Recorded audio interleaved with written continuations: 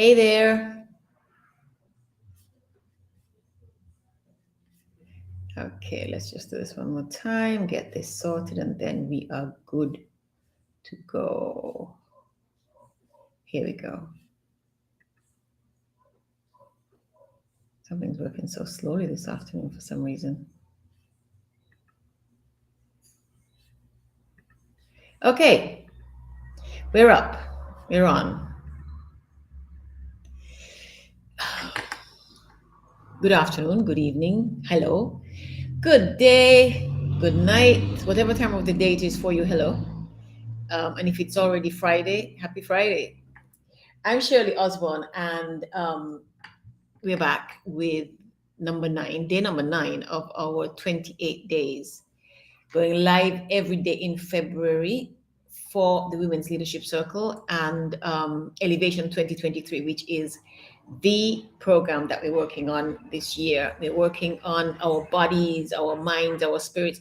We're working in 5 areas this year: health, style, wealth, personal power, and relationships. And today, as it turns out, we are talking about personal power. And so I want to begin by asking you, what is power? One of the challenges with the issue of power for women, we're all aware, is that the general consensus, even among women, is that power is a thing not for women. Power is a male thing, it's for the boys, it's for the men. We've all been socialized like that. We've all been taught that. We have all internalized that to less or greater extent. We've all got the messages. Sadly, too many people, many people act on those messages, assume them to be correct, and try to enforce them in all kinds of ways on women. And we're going to talk about that today, about what power really is. So before I go though, do me a quick favor, please, and click like, share, subscribe, follow, and let's have some people, more and more people on here for a number of reasons. One is that it helps us reach more people. They tell me algorithms and those kinds of things. So the more people click like and share and so on, the more frequent it'll show up in people's feeds. And so therefore, the more people we get to work with, which is really, really cool. That's a major part of this.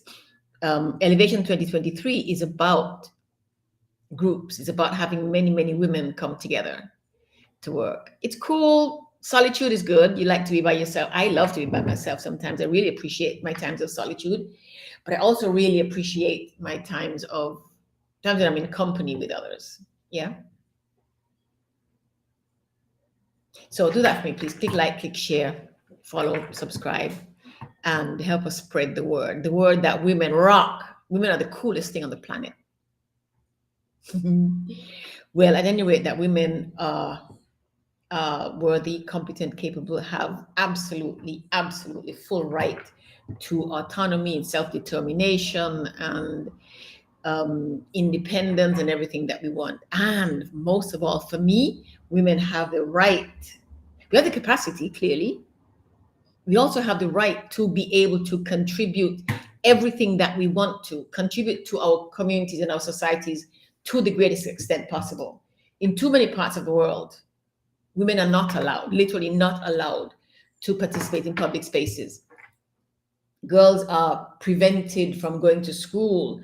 Girls are given the worst jobs, the less pay. Women get less pay, less consideration. We're treated like cattle sometimes. We are, all kinds of things. That's about a certain kind of power. A certain kind of power that has been running the world for a long time, has been what's been running the world for quite a long time. And so so much of that is entrenched. It's almost like in people's bones, people's genes, that these things are men's things and these things are women's things, and leadership is one. And when you can't talk about power without talking about leadership, because they go hand in hand, yes? There's something called positional power, which is what you get because of the position that you're in. So you're the head of the club, you are the CEO, you are the captain of the team. You have positional power. The kind of power that I'm going to talk about, that we're going to work on as we go through, is personal power, the power that comes from inside you. the power that you have as an individual to get things done, to move people and so on.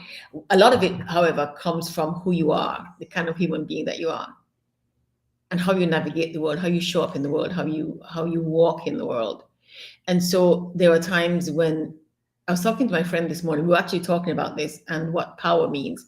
We were talking about power moves, people make power moves. And I said that today, I wouldn't even have time to put on makeup or anything. And we got to the conversation, but interestingly enough, sometimes not wearing makeup is a power statement, it's a power move.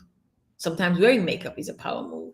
Sometimes combing your hair properly is a power move. Sometimes not combing your hair is a power move. And as we were talking, I remembered years ago when I was a child, going somewhere with my mom on our little island, and we walked into this lumber yard actually.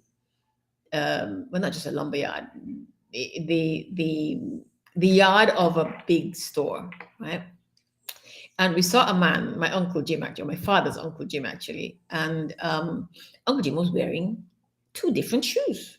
And I thought that was so strange. And then he went to his pickup truck, took them off, and then walked back into the thing without shoes. And I remarked to my mom, I said, Mommy, Uncle Jim doesn't have any shoes. She said, oh, that's okay. He can afford to go without shoes because everybody knows that he has shoes. So when you have shoes, going without shoes is a power move. When you don't have shoes, going with shoes is a power move. It's interesting how the world works, isn't it? So everything is relative. Everything is relative. Power, however, the essence of power is not. Power is the ability to make something happen for yourself or for someone else. Power is having the capacity, the resources, the oops. Sorry, what was I doing there? Hi, okay. Having the resources, the skill, the network, whatever, the power that allows you to make something happen that would probably not have happened otherwise. It's the power to pick up the phone and call someone and say, would you please do this for me, for that person? It's the power to walk around without makeup and not have, and feel perfectly comfortable and not have it affect your reception. It's the power to accomplish. That's probably the word I'm looking for. To accomplish something, and that power expresses in many different ways. Like I said, and a power move, a power statement. All those come out of how much power you have or not have. And very often, even when people have positional power, they are unable to really use it, because the personal power isn't there. And this happens a lot with women. Women get put into positions of power and authority, and we not get put into, let me take that back. Women work for, right? We earn, we get ourselves into positions of power and authority, and then too often we are afraid to actually use our power because we prefer to be liked. We were taught that women are to be liked, not respected. Men work for respect. Women work for likes. We've all been taught that, to the detriment of us all, men included, by the way, yes? And so when we talk about power, no matter which angle we take it from, or which type of power we're talking about, we must always come back to the issue of personal power, our confidence in ourselves. Yesterday, I talked about wealth, and I said that self-confidence, trust in yourself, confidence, knowing that you have the capacity, the ability, the skill, the talent, the resources, whatever is necessary to be and do and have what you want, is the ultimate wealth. Anything else, nothing comes without that. Nothing stays, nothing solid without that. I talked about how often we see these tragic stories in the news about people who have gained fame and fortune and then fell apart because they didn't have the confidence in themselves that they were worthy of this thing. We talk among psychologists and coaches and trainers and teachers and people who work a lot with other people. We talk a lot often. We talk often about how people sabotage relationships, destroy relationships because we're afraid that we're just not worthy, just not worthy. We somehow don't measure up. We talk about imposter syndrome. Imposter syndrome is when you are in the position. You are in the position and you worry, you feel like you don't belong. It happens so much, so often with women because we've been taught so much, so often, so much of our lives in just about every single culture in the world currently that we are not worthy, we're somehow less, we're not quite as much, and therefore some things are just not for us. And not some of those big things, the higher up things are just not for us because we're not worthy. So we suffer from imposter syndrome and things like that, to a large degree, to such a large extent that so often we sabotage our personal relationships, professional relationships, our success.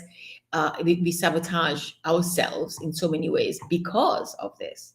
Obviously, not intentionally, but not deliberately, not knowingly, perhaps is the word. Well, yeah, sometimes are aware of it. Well, what do you do? You're aware that you feel unworthy, you feel that you don't belong, but you also know you've done the work.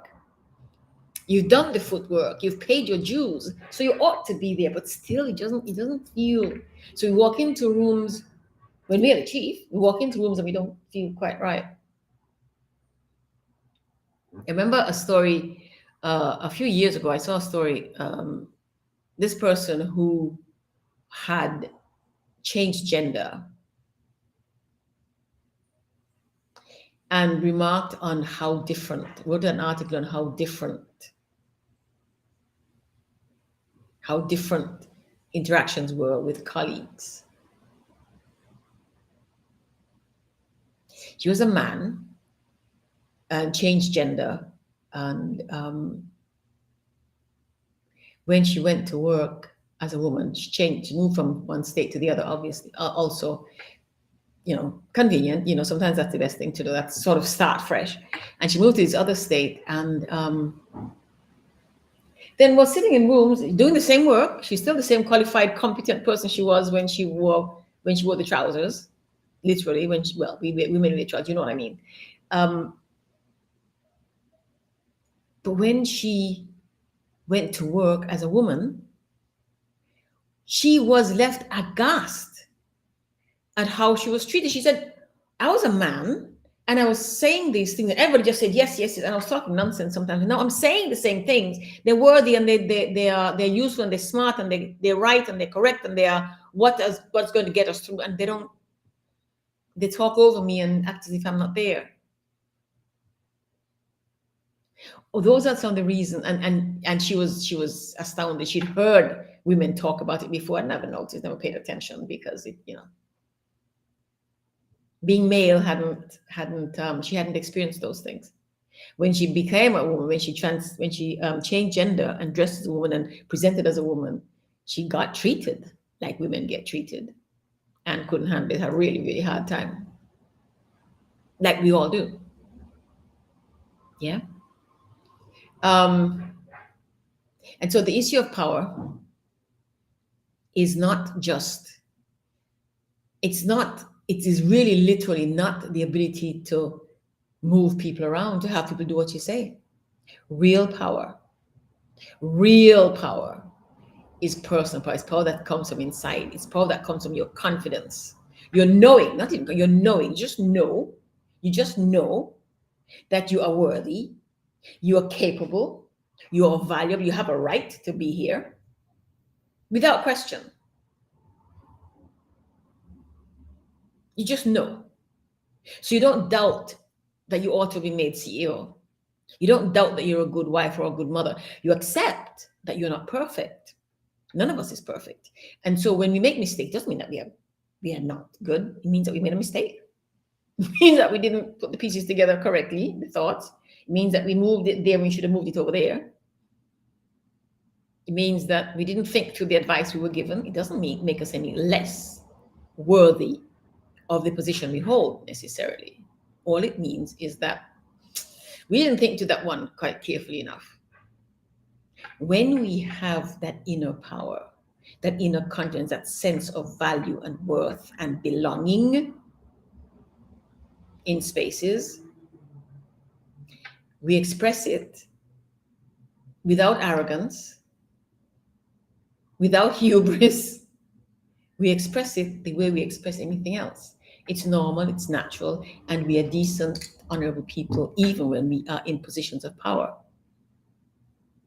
When you're in positions of power and you abuse that power, among the things it says is that you're not comfortable with your power. Among the things it says about you is that I'm not really quite sure that I belong here. Now, of course, we express power in different ways. Like I said earlier, when I talked about whether you wear makeup or not wear makeup, sometimes being powerful is being quiet, calm, peaceful, and say, okay, yeah, whatever you say, I'll go with you. I'll do whatever you do. Whatever you say, I'll follow you.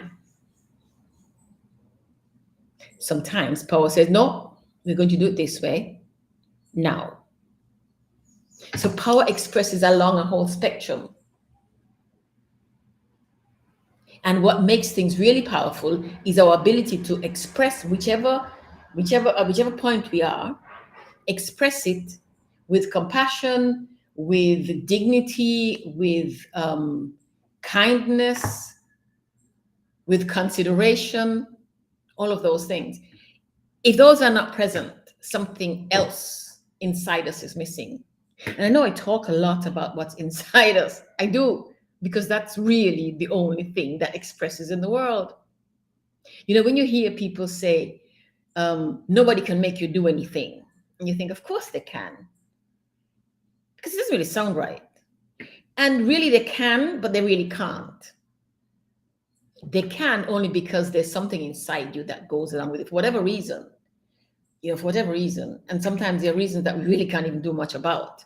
Because if we talk about how we are prepared for adulthood, how we mature, we talk about how our brain works, how human psychology works, and the effect of our experiences on our minds and our brains and our bodies as we are growing up. We recognize, it is known that, for example, the first 6 years of your life is when your brain really sets itself. That's when your brain is growing and making neurons and gray matter and white matter, whatever, and setting itself. And when you have when you have traumatic experiences, like, for example, I can talk about what abuse does to human psychology. Childhood abuse literally shuts down, prevents people from being able to behave in certain ways, to connect certain things in certain ways. Of course, with love and support and therapy and so on, people can often overcome because they learn to manage and recognize and can work their way around these things. But it's always a struggle. It's always a struggle. So a lot of the times when we say we let somebody do something to us or let somebody lead us somewhere, okay, it really is not them, it's us. But it does not necessarily mean that there's something wrong with us. No, we are who we are, and we are the result of we are the product of our genes and also our experiences. And there's a long-standing debate, which one is more. Your genes kind of set the place, set the tone, set the foundation, but they don't have to manifest in certain ways. But in point of fact, it's our psyche, our psychology, our spirit, our mind, our experiences that make us the kind of person who would allow ourselves to be led like that. You understand what I mean? I could go look for the scientific writings about this. But that would kind of defeat the purpose here. When we put out the elevator goes out once a week. The elevator is our weekly newsletter for Elevation 2023. And in the elevator, I put every week, we put 5 stories, 5 articles, 5 documents, 5 pieces of information on one on each of the 5 things that we're working on this year. So one on health, one on style, one on wealth, one on personal power, and one on relationships. And so if you get the elevator, if you subscribe to the elevator, some of this information here you'll get, because I go looking for information, real scientific information, surveys and analyses and so on, that give us real stuff with which to work, proven stuff, studied things with which to work. So when I talk on here and I talk about, when I say these things about human psychology, when you get the elevator, you'll see this in there. You'll see the links that can take you to places where you learn the numbers, the figures, which universities or which organizations did some of the research as I talk about some of these things. So, and so power, let's get back to the issue of power and our power over ourselves. It kind of sounds funny, but our power over ourselves. We talk about mind over matter, mind over the ability to control yourself and make your mind, and your mind controls what your body does and where it does and who how you behave. A lot of Eastern spirituality, for example, is about control of the mind. Buddhism is about controlling the monkey mind and not letting it just wander all over the place. And even if it does, you bring it back in and then you manage it. A few weeks ago, well, over the last maybe 5-6 months, I've been reading up on the Silva method. It's a Silva method of mind control. A Mexican man called Silva, his last name was Silva. He found ways, working with his children, to help them control their minds so that they could access certain levels, states of being that make information easier to understand, to comprehend, to bring back, improve memory and all that. And the crux of that is being able to control what your mind does.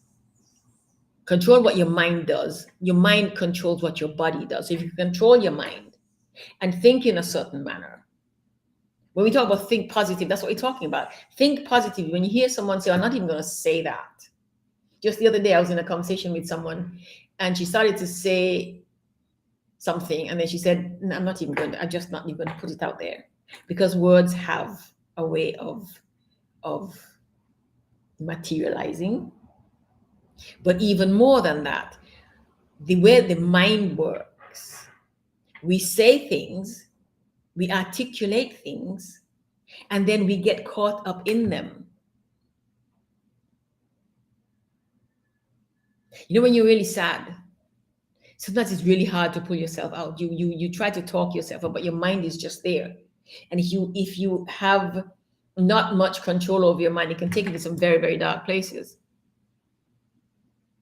The power to control your mind is the power to control your activities, control how you are in the world, control how you manage other kinds of power.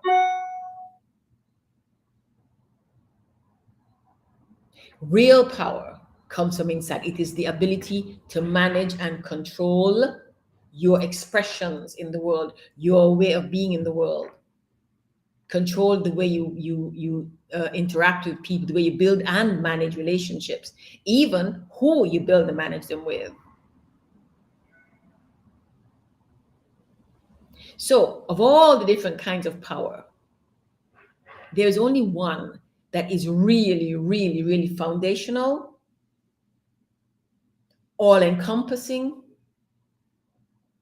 and probably is the most difficult one. Sorry. It probably is the most difficult one. Personal power. Personal power. The knowing that you are competent, you're capable, you're valuable, you're worthy, and that expresses in the world in powerful ways. Hey there, in really, really powerful ways. Your personal power, your sense of personal power, your capacity, your capability, your gifts, your talent, your ability to be successful, to make something happen, to succeed at things. That expresses through your positional power and other kinds of power. So without that, the others can't sustain. Financial power, you don't feel you don't feel confident if you don't feel that you have earned this and that it belongs to you because you are worthy and all those things. You'll always be worried about money. When we hear talk about people who are rich, really, really rich, and still they scrimp and save and they penny pinch and all that. I remember one person told me once, well, that's how you get rich. You scrimp and save and penny pinch and so on, you get rich. But then you lose, so you express a certain kind of power in doing that, and then you lose it.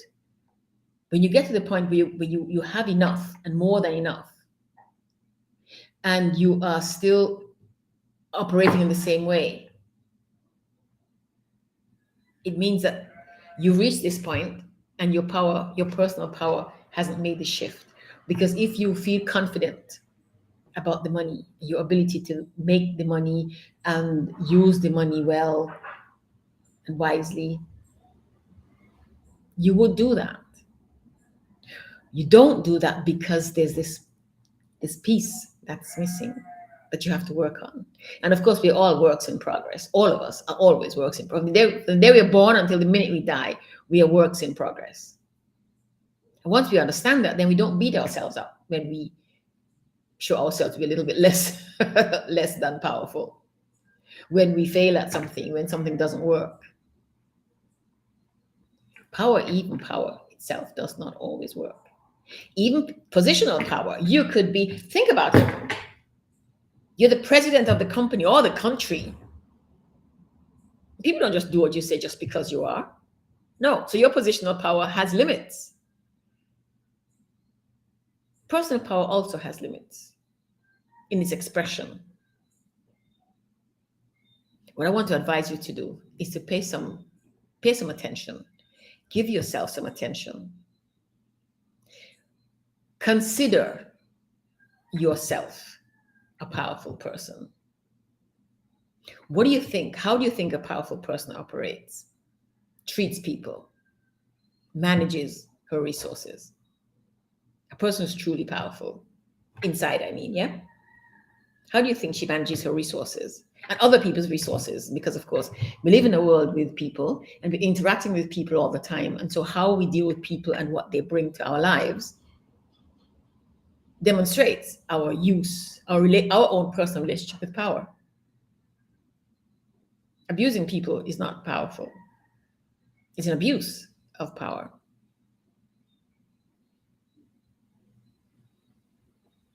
Not loving yourself, not giving yourself the opportunities, not allowing yourself to grow. It's a stunting of your growth, of your power. It's a reduction of your power. So consider yourself a powerful person. Think through what that might mean, what preparation, what foundation that might require,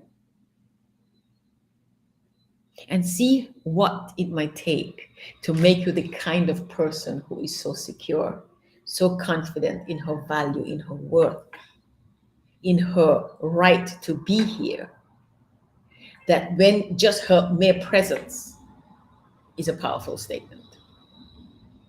People will know. People sense this kind of power. Confidence, self-confidence is power. Self-confidence is what personal power is all about. You build that by paying attention to yourself, by analyzing yourself, by working on yourself, by always learning, by giving yourself breaks,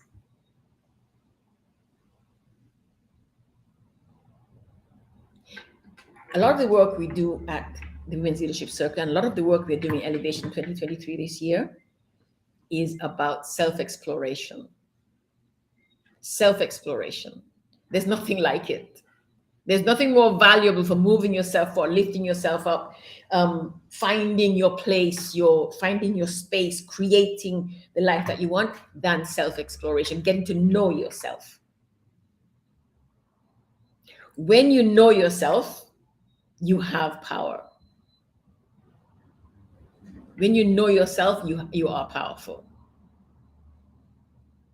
When you know all of the sides of yourself, including the shadow sides. And what I want you to think about as you come to the end of this particular life, I want you to think about, ask yourself, what's my personal power like? And see what answer comes up. Ask yourself, how confident am I about myself and about my ability to create the life that I want, to live the life that I truly, truly, truly deserve, desire, and want? How capable am I of doing that? And I don't mean capable in terms of the resources around you, in terms of who you are. Look at who you are, and then you'll know what to do with the resources or lack thereof around you. So very often, people with almost nothing by way of resources around them still succeed in creating the lives that they want. Why? Because they use their personal power. They run their lives using their personal power. I want you to do that. I want us all to be able to do that. So today we sent out the elevator for this week, and there are 5 fabulous stories in there, articles in there, which are of great. Well, great might be a bit of an exaggeration. They're good articles. I don't know about great. I don't know what a great article is. Really, really good, informative articles, informational articles with information you can use. There is one about power. Go check it out. Personal power. Have a good look at that. And while you're doing that, check out, for example, the one about feng shui. Feng shui is a style article.